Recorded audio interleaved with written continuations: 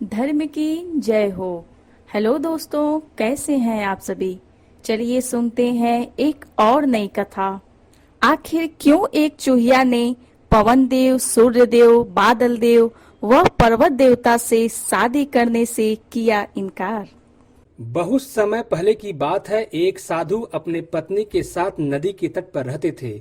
उन दोनों की कोई संतान नहीं थी। उनकी बड़ी इच्छा थी कि कम से कम एक संतान उनके यहाँ जरूर हो जाए। एक दिन साधु तपस्या में लीन थे, तभी एक चील अपने पंजों में फंसी एक चूहिया उनके ऊपर गिरा देती है। साधु ने उस चूहिया को घर लाने का निश्चय किया, लेकिन उससे पहले उसे एक लड़की में बदल दिया। उस लड़की को देख करके साधु की पत्नी ने पूछा, कौन है ये, इसे कहाँ से लाए हो। साधु ने पत्नी को पूरी बात बताई। उसकी पत्नी बहुत ही प्रसन्न हुई और वह बोली, आपने उसे जीवन दिया है, इसलिए आप उसके पिता हुए। इस तरह मैं भी उसकी माँ हुई। हमारे यहाँ कोई संतान नहीं थी, इसलिए भगवान ने इसे हमारे पास भेजा है। जल्द ही वह बच्ची एक सुंदर युवती बन गई। जब वह 16 साल की हुई तो साधु और उसकी पत्नी ने उसका विवाह करने का निश्चय किया। साधु ने सूर्य देवता का आह्वान किया। जब सूर्य देवता उनके सामने आए तो साधु ने उससे उनकी बेटी से विवाह करने का अनुरोध किया। हालांकि लड़की को यह विचार अच्छा नहीं लगा और उसने कह दिया, क्षमा कीजिए पिताजी, लेकिन मैं सूर्य देवता से विवाह नहीं कर सकती, क्योंकि वह बहुत गर्म है। निराश साधु ने सूर्य देवता से कहा, अब वे ही उनकी लड़की के लिए कोई सुयोग्य वर बताएं। सूर्य देवता ने कहा, बादलों के देवता से आपकी लड़की की जोड़ी बहुत ही अच्छी लगेगी, क्योंकि वे ही धूप और गर्मी से उसकी रक्षा कर सकते हैं। साधु ने अब बादल देवता से अपनी लड़की से विवाह करने का अनुरोध किया। इस बार भी लड़की ने विवाह से इनकार कर दिया और बोली, मैं इस काले व्यक्ति से विवाह नहीं करूंगी पिताजी। इसके अलावा बादलों की गरज से भी मुझे डर लगता है।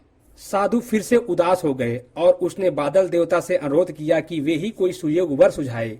बादल देवता ने कहा, पवन देवता के साथ इसकी जोड़ी अच्छी रहेगी, क्योंकि वे आसानी से मुझे उड़ा सकते हैं। साधु ने अब पवन देवता से विवाह करने का अनुरोध किया। इस बार भी लड़की ने विवाह करने से इनकार कर दिया और बोली, मैं ऐसे अस्थिर व्यक्ति से विवाह नहीं कर सकती, जो हर समय यहाँ वहाँ उड़ते रहते हो। साधु काफी परेशान हो गए। साधु ने पवन देवता से ही कोई सुयोग्य वर सुझाने को कहा। पवन देवता ने जवाब दिया, पर्वतों के राजा बहुत मजबूत और स्थिर हैं। वे बहती हुई हवा को आसानी से रोक सकते हैं। उनसे आपकी लड़की की जोड़ी सही बैठेगी। साधु अब पर्वत राज के पास गए और उनसे अपनी लड़की के साथ विवाह करने के लिए अनुरोध किया।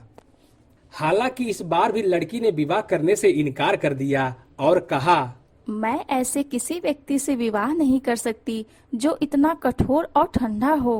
पिताजी, आप मेरे लिए कोई नर्म वर ढूंढिए। साधु ने पर्वतराज से सलाह मांगी। पर्वतराज ने जवाब दिया, किसी चूहे के साथ ही आपकी लड़की की जोड़ी अच्छी रहेगी, क्योंकि वह नर्म भी है और आसानी से किसी पर्वत में बिल भी बना सकता है।